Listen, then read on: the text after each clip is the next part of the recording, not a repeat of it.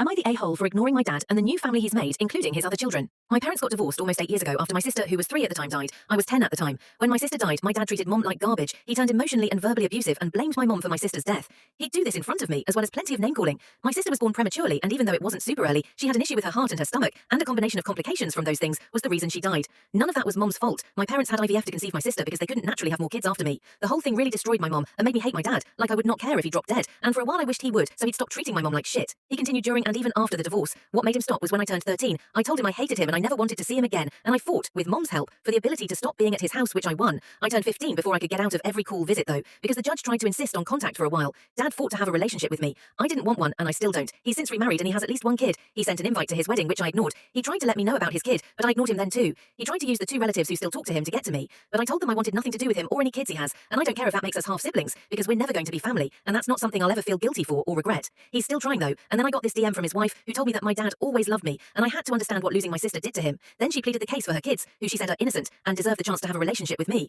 She said ignoring them just meant I was furthering the hurt, and it wasn't fair to the innocent in all of this. I ignored that too and got roasted by one of the relatives Dad talks to, who told me I was using this as a punishment when it was time for healing and to think about the innocence of the children involved. So here's me asking if I'm TA, because I still feel unmoved by all of this and still intend to ignore them and have no relationship, even with the half siblings. ETA, a forgotten word.